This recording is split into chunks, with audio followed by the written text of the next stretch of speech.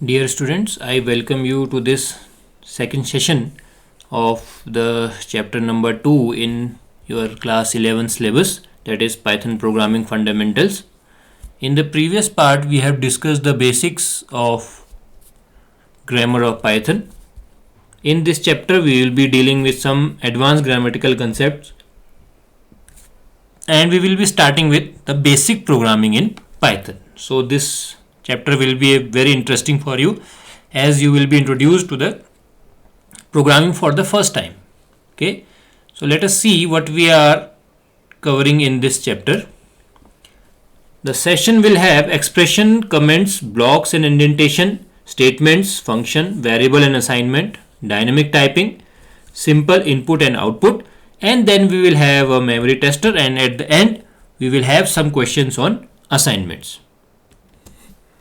So by having a look at input and output statements, we will start with the programming in Python. Some basic questions we will be discussing. Okay, so let's start. So components of a program. A Python program consists of the following components. The first one is expression, others are statements, comments, functions, blocks and indentation. So let's start with expression. An expression is a legal combination of symbols that represent a value. Okay, so an expression represents something which Python evaluates and which then produces a value. So anything that is evaluated by Python and it produces a value is called expression. So for example, we have minus 15, a plus 10, a plus 3, b greater than 5. Everything is representing a value. Okay, it is an expression. A plus 10, it will result in a value. A plus 3, it will also result in a value. B greater than 5, it is a Boolean decision. It can be true or false. So these are representing a decision. So it will be evaluated and it will give a value. Okay, so these are called expression. Next we have statement. A statement is programming instruction that does something, okay, through which some action takes place. So whenever you want to give a command to the computer using a programming language, that is a statement. A statement may or may not yield a value after execution. So the result of the execution of statement can be a value or cannot be a value. For example, print hello. So it will just print the value or the string hello on the screen, but it will not yield any value. Okay. Then we have b is equal to a minus 10. It will yield some value. So these are statements. So through which an instruction that performs some action, that is called statement. Then we have comments. Comments are the additional readable information to clarify the source code. Suppose you are working on a project, a software project is given to you and you have to start coding it.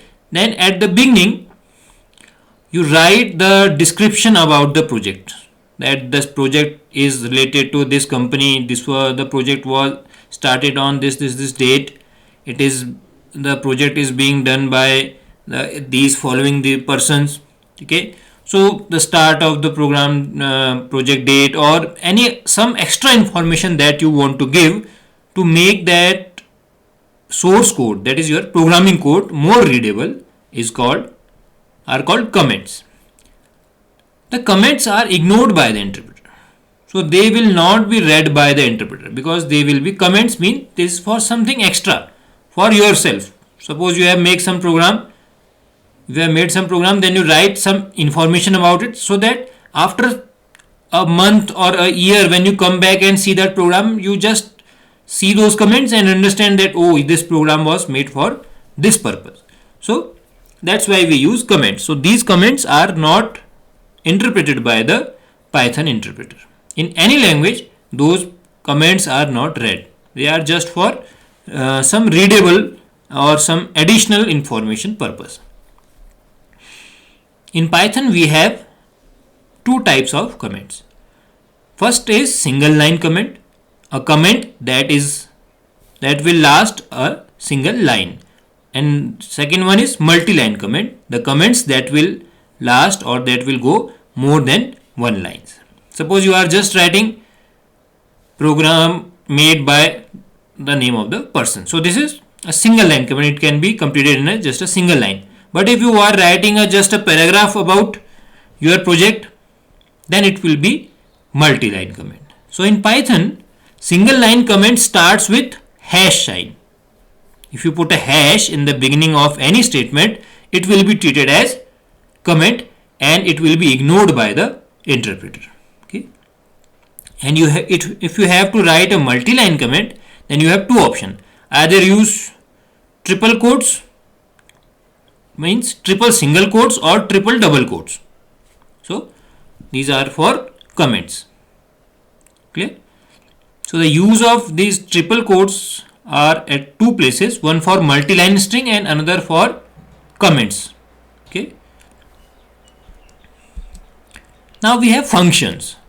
So function is a code that has a name and it can be reused. It can be executed again and again by specifying its name in the program wherever we require it. Okay. Suppose in a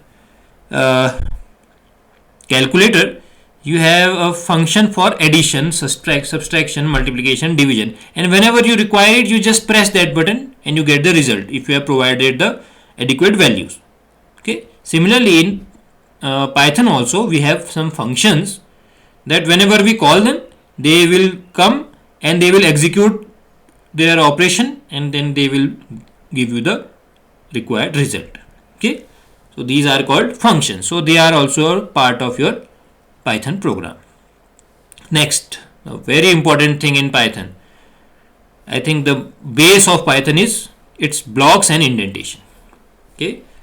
The only thing that you have to take care in Python is indentation. Other things are taken care by the interpreter itself, but the main thing that you have to take care is indentation. Why so? Because when you write in your notebook, no interpreter is being run there, so it will not tell that you have made an error in indentation. But when you type the same code in the Python editor, it will not run because you have typed you have given some wrong indentation. So this indentation is the main problem when you write programs in your notebook, in your exams, and in your Python editor. Okay. So when you write a program in your notebook, you write it differently. You just write it like an English essay, and when you type the same program from your notebook to the Python editor, it generates error because you have missed some indentations. Okay. So the same thing that you repeat in your exams also. That's why many of the students get less numbers in Python programming. Okay. So the thing that I am making it this thing clear to you in the beginning only, that you must understand the importance of indentation in Python. So a group of statements which are part of another statement or a function are called block or code block or suite in Python. So in Python, a group of statements that belong to a particular heading, that it can be a statement or a function, those are called block. Python uses indentation to create a block. Indentation means, I think you know what is indentation is. Indentation means space, gap. Okay. So Python uses indentation to create a block.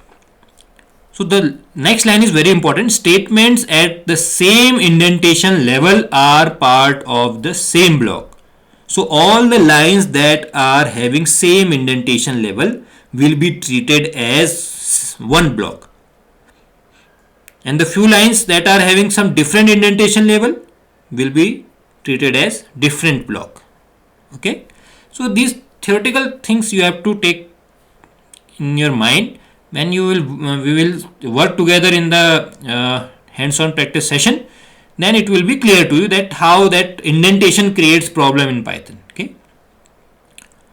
The same you write in your Python editor, that should be copied in your notebook. okay, not vice versa. The things that are, first you should write in your Python editor, then it will, the interpreter will check it, the indentation is correct, then you copy it in your notebook. But when you do the reverse, it creates problem. Okay, so a block has a colon.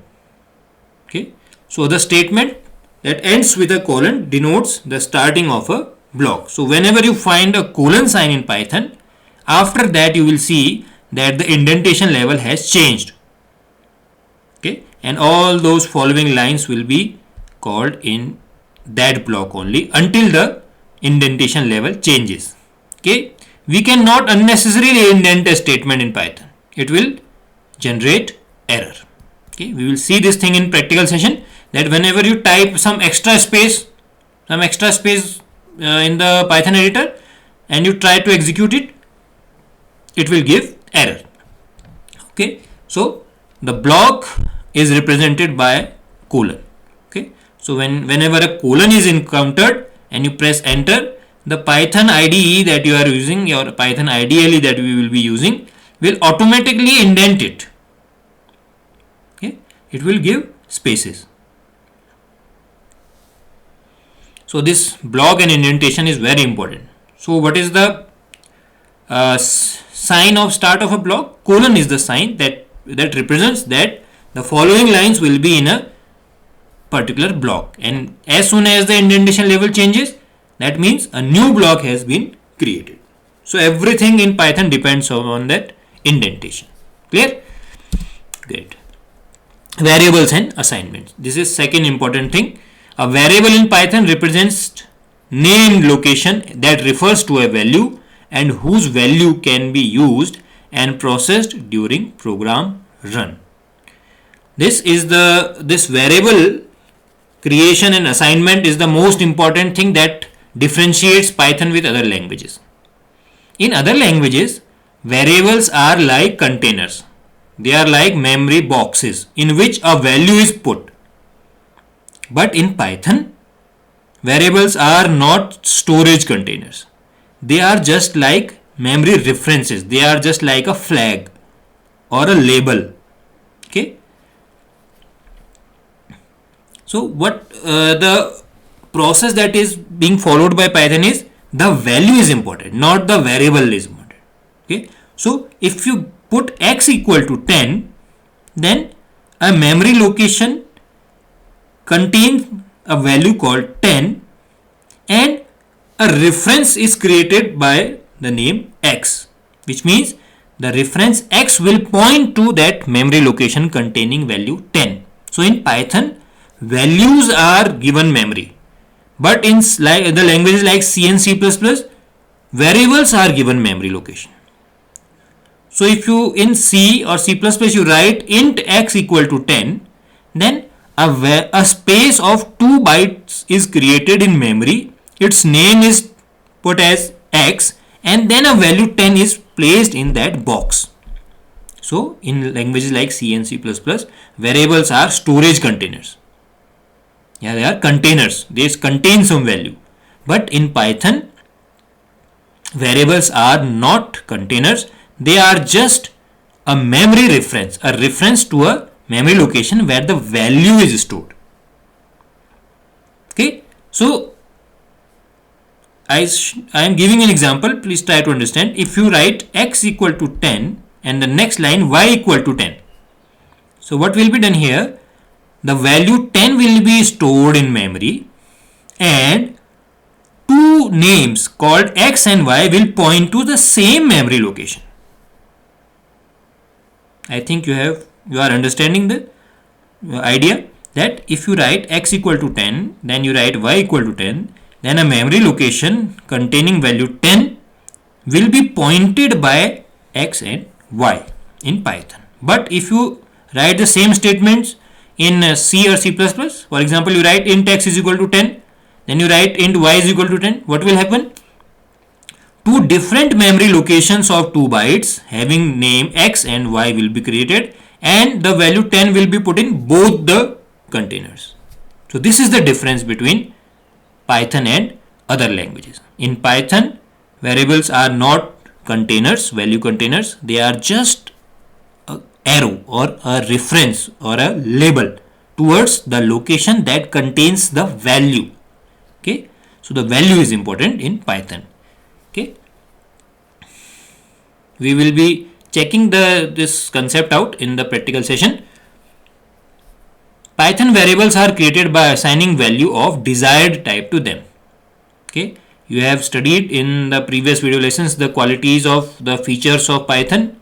One was dynamic binding. That means the same variable x can have integers, strings, float values, because in Python data type is not important, value is important. So if you write x equal to 10, a variable memory of space for 10 will be created and x will point to it, and after that you write x is equal to 10.3. So a new memory location of 10.3 will be created and x will point to that memory location, and then again you write x equal to, in double quotes you write India, then a new memory location for containing India will be created and x will be pointing to that. So x has changed its type. In the beginning it was pointed to 10, then it was integer. When it was pointing 10.6, it was float, and when it was pointing to India, then it was string. So the same variable is for arrowing or referencing different type of memory locations. Okay, so the Python variables are created by assigning value of desired type to them. Python will internally create labels referring to these values that we have discussed, that Python variables are labels. Variables are not storage containers in Python. This is the most important thing in Python. This line, variables are not storage containers in Python. If you have a Viva session, whenever you go for any interview related to Python, this thing will be asked. What is the difference in variable creation between Python and C or C++ or other languages? This is the main thing. Okay, so this can be a question in your theoretical portion also, and it can be asked by the practical examiner also. So variables in Python do not have fixed locations, unlike other programming languages that I have told you, that the location is given to the value, not the variable. A variable in Python has three properties. This question in theoretical is very common. What are the three properties assigned to each object or each variable in Python? The three properties are value, type, id. Okay, value means the value it is pointing to, the type means the type of value it is pointing to, and id means the address where the value is stored. Okay, so these are the three properties of a variable. This is a common question in your exams, that what are the three properties associated with each object, that is value, type, id. Okay, a variable is not created until assigned a value.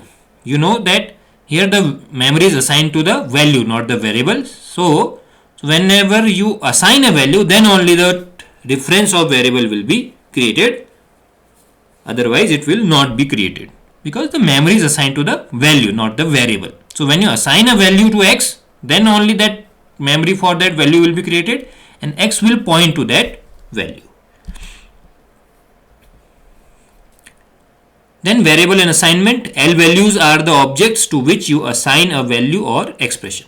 L value means left hand side values. So the values that are on the left hand side of equal to, those are called L values.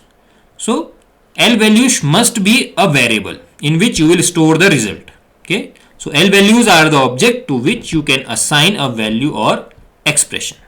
L values can come on left hand side or right hand side of an assignment statement. So L values can also occur in the right hand side also. We will see in the example. R value are the literals and expressions. You see the difference. L values are the objects only, but the R values, that is the right hand side values, can be literals and expression. Literals means constants, you know it. Different type of constants we have discussed in the previous lesson. And R values can also be an expression, means combination. 10 plus 5, x plus 2, these are called expression. And this R value is assigned to the L value. R value can come on the RHS of the assignment statement only. The R values cannot appear in the left side. Okay. So what is L value? How can we see that? If we write x equal to 10, then 10 is the R value and x is the L value. So the value 10 will be assigned to x. We cannot write 10 is equal to x. Okay, because 10 is R value, so it cannot occur or it cannot appear on the left hand side. So you will write x equal to 10. That means copy the value of 10 in x. For just an example, in Python we will say that x is pointing to 10. If you write 10 is equal to x, it is incorrect, because 10 cannot point to x, because x is a variable, 10 is a value. Okay, but we can have x is equal to y. Here both an x and y can be the L values.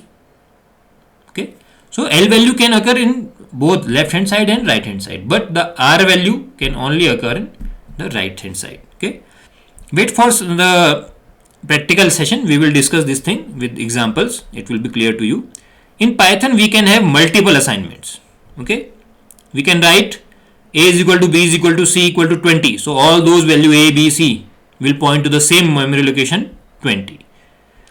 Okay, this is also an advantage in Python. You should note it. That if you write x comma y comma z is equal to 10 comma 20 comma 30, the value of x will be 10, y will be 20, z will be 30. And the most important part, the quality of Python is x comma y is equal to y comma x. This statement will change the value of x and y. This is a single line program for swapping. If you write the swapping program in another language like C, C++, it will take about 2 or 3 lines. Okay, but in Python you can just write a single line to swap the two variables that we have. I have told you this thing in the starting video, that we can the programs in Python are shorter because of this only. X comma y is equal to y comma x will change the value of x and y. This is called swapping. A variable pointing to a value of a certain type can be made point to a value object of different type. This is called dynamic typing. This was the characteristic of Python that we have discussed in the first video. So a same variable can point to different data types. X can point to an integer, or x can point to a float, x can point to a string. So the same variable will be pointing to different data types. This is called dynamic typing. So the type of the variable changes as per the value, because the values are important and they are only assigned the memory locations. Variable are just a pointer or a flag or a reference, okay, to that location. Input function, very important function. In using this function you will be getting the value from the user. Whenever you want to ask something from the user, please enter this, please enter this. For example, you go to the ATM, just you put an ATM that asks for your 4-digit pin. So whenever you want to ask the user to enter something, you will use input function. So in Python 3.x means 3.0 and higher version. To get input from the user, we use the built-in function input. Input function is already there with the Python installation you will download, but we are talking about version 3.0 and above. That is called version 3.x. What will be the syntax? This is very important because this will be used in all the programs we will be making throughout our Python coverage. So what will be the syntax? Whenever you ask the user to enter a value, you must store that value in a variable, in a name. So you must provide a name here. Then you should write equal to, because this is the only operator that copies that right hand side value to the left hand side. Then you write input. This is the name of function. Everything is in small case. Then you write parenthesis. Why so? Because it is a function. The parenthesis is the identity of a function. Then you give the message to be displayed. Okay, whatever thing that you want to give to be displayed on screen should be given as message. And please note that the message must be enclosed inside quotes. Okay, whenever you give a message using input function, you must give it in quotes. Okay, mostly double quotes is used. So this is the method to get the input from the user. What you will do? You will first name a variable in which your value that the user will provide will be saved, and then you will give input function, and then you will write the message you want. Okay, you must write some message. Okay, this message should be proper. If you are requiring the ATM pin, you must ask please enter your 4-digit ATM pin. You should avoid writing vague messages. The message should be clear and the message must be there. You should not write just an input statement followed by blank message. So how the user will be able to understand what you are demanding? Okay, so you must tell the user that you are demanding ATM pin, or you are demanding his date of birth, or you are demanding his salary or any age, etc. Okay, and depending on this you should give the variable name also. Okay, input function always returns a string value. You should keep in mind either you are wanting his salary or you want his age, but the thing that the input function returns is string. It returns everything in the form of string. String is characters, collection of characters. So when you read a number, what you will do is you will explicitly convert that string to integer or float as per your requirement. You want his age, then you will write the message, the age he will enter, the user will enter, suppose 18, that will be taken as string, but using a function you can change it to integer or float as per your requirement. So the functions used to convert a string to integer is int followed by brackets, and to convert in float is float followed by bracket. So these functions will be preceded. Okay, these function will precede input function, and those string values will be converted to int or float. The values being read by int or float function must be type compatible. Okay, you should not ask for date of birth and then convert it into int. It will generate error because it is not type compatible with integer. You are asking his age and converting it to int, that is okay because they are type compatible. You are asking his percentage and converting it to float, again okay, type compatible. But if you are asking his date of birth and converting it into int, it is not type compatible because it will be having some slash and other things. Okay, so it will generate error. The print function also converts the item to string before printing. So you should keep in mind the input and output function in Python is always done through strings. You can convert that string to the input value from string to integer or float as per your requirement through the given functions. Okay, but the basic thing is strings. It will be read as a string, it will be written as a string, but when it is read as a string, you are free to change it in the desired format you want. You can change it into integer, you can change it into float and many others. Okay, the styling rules in Python. How to write program in Python? There are some rules of styling. Python does not use any symbol to terminate a statement. In C and C++, you use semicolon at the end of each statement. Whenever a statement is ending, you must put semicolon. But here, Python, we do not use any terminating symbol. Whenever an enter key is pressed, the line is considered as terminated. Okay, no special symbol is required, only the enter press is considered as end of line. The line length should be maximum of 79 characters. In Python ideally, indentation is enforced through 4 spaces per indentation level. So 4 spaces is the standard of one indentation level. Although multiple statements can be combined using semicolon in one line, but it should not be used. It is not recommended. You can write 2 or 3 statements in a single line followed by semicolon, but it is not recommended. Suppose you are writing a equal to 10, b equal to 20, c equal to 30. you can either write it is like a equal to 10 semicolon, b equal to 20 semicolon, c equal to 30 in a single line. It is allowed, but it is not recommended. It doesn't look good. So what should you do? You should write a equal to 10, enter, in next line b equal to 20, enter, in next line c equal to 30. Okay, so to make your program more readable, you should use blank lines. Also, you should give some spaces, line spaces that you do in your classwork copy. Also, you give some spaces, you leave some lines when you change the question or you change the chapter, like this. Similarly, you should use two blank lines. You should use two blank lines between top level definitions, one blank line between function definition, and 3 lines between class definition. This is a theoretical point. These things are stated so that your program is readable. It is not no hodgepodge is created. It should be clear and readable. That's why these rules are created. Okay, so these rules will be clear to you when you will go in programming session. But here this is the theoretical part. Okay, great. Now coming to the end, we have memory tester for you. So try to answer these questions depending on the topics that we have discussed.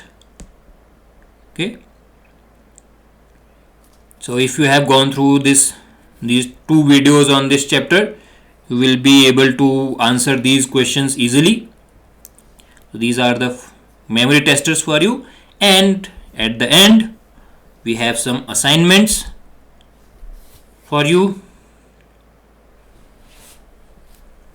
You first go through all those theoretical sessions, the 2 theoretical sessions related to this chapter, Introduction to Programming in Python, and then only you will be able to ask or complete these memory testers and assignments.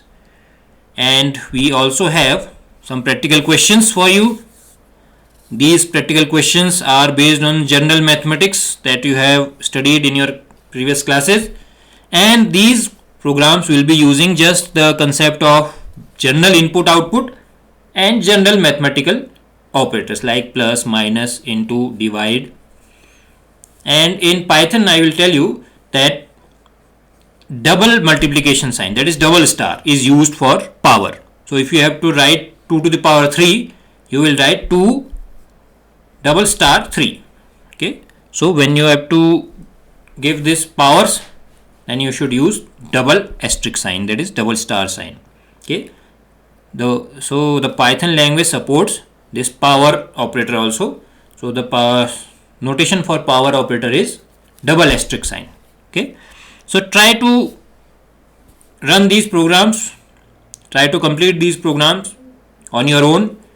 If you have a computer, you can write on that ideally, and if you have Android phone, you can download the Android version for your smartphone also, and there you can execute these programs. Okay, the PyDroid 3 that is available for Android, and you can solve these practical questions there. Okay, we will be discussing some concepts that we have mentioned in this chapter, and a few of these programs, or they can be changed in a practical session so that you are able to start developing some basic programming skills in Python. Okay, so till we start with the practical session, you should be clear with all the theoretical concepts and go through all those assignments and memory testers. If you are finding it difficult, you revise those videos again and again as per your grasping speed. You can be slow, you can be fast, and try to do these practical questions. There will be some error at the beginning, but the errors are the part to the success. So you will be able to grasp many things from those errors, that how the Python interpreter works, what are indentations. So we will be discussing those things in the practical session also. So please be prepared with all your theoretical points cleared. If you have any query, you can ask in the comment section, and I will see you in the practical session. Okay.